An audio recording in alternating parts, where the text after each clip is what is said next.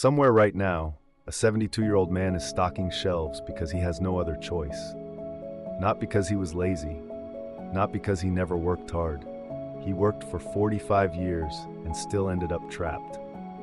By the end of this video, you will understand the invisible financial mechanism that made his fate almost inevitable, and exactly why the standard advice you have been given your entire life is the very thing keeping you locked inside the same trap.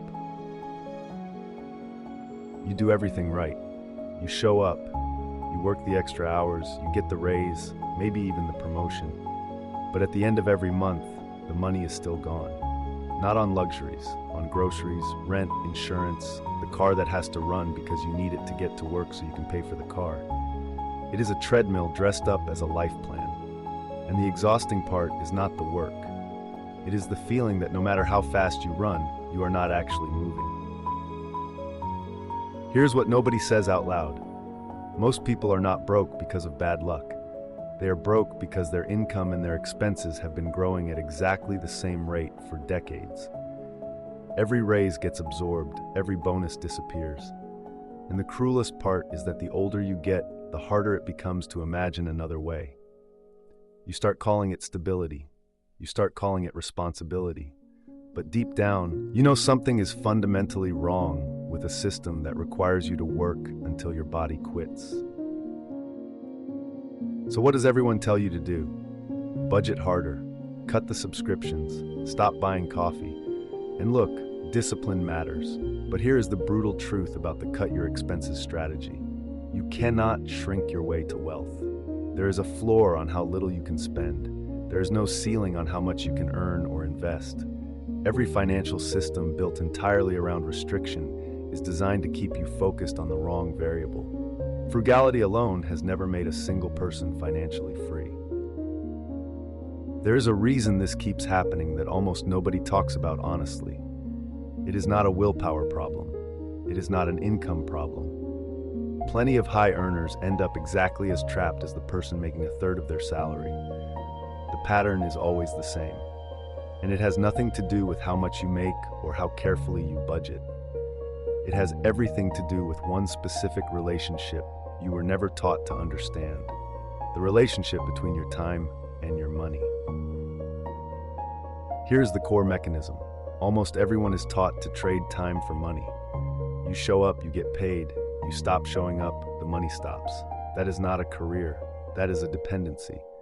The wealthy do not earn more money per hour. They build systems that generate money while they are sleeping, traveling, or doing nothing at all. The trap is not poverty. The trap is a life structure where your income requires your daily presence to survive. That structure was built for employers, not for you. Studies on wealth accumulation consistently show the same pattern. The average person allocates over 95% of their productive capacity to active income, time for money. The wealthiest households allocate the majority of their financial energy toward assets that compound without their direct involvement. It is not about earning more.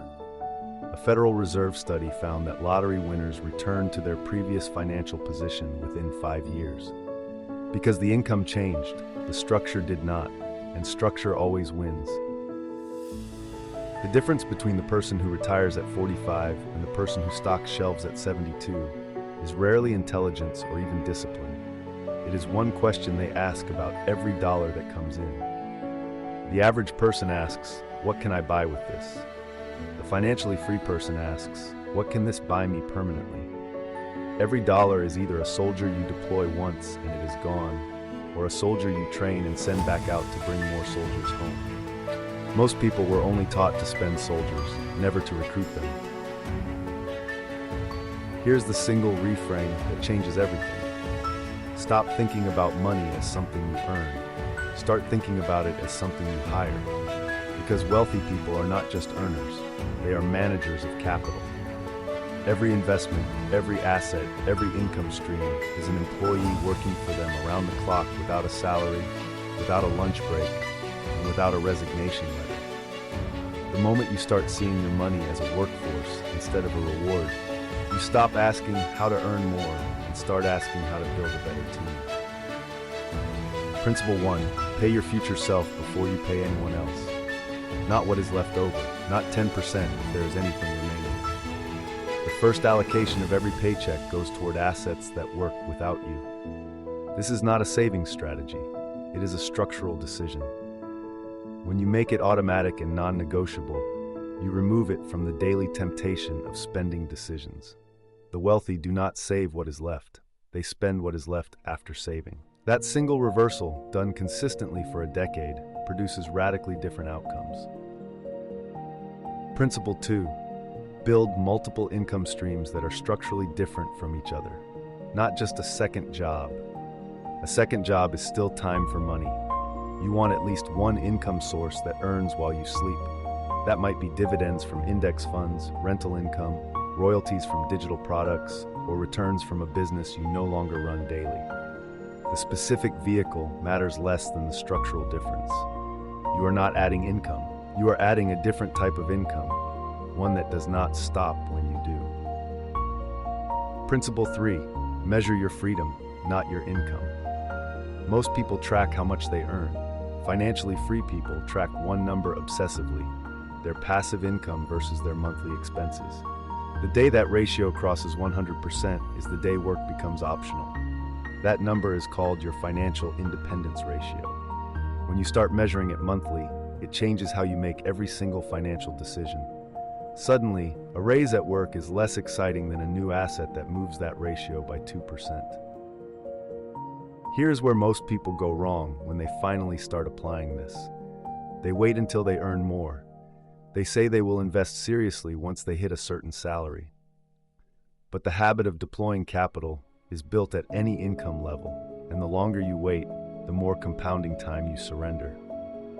The second mistake is treating passive income as bonus money instead of as the primary mission.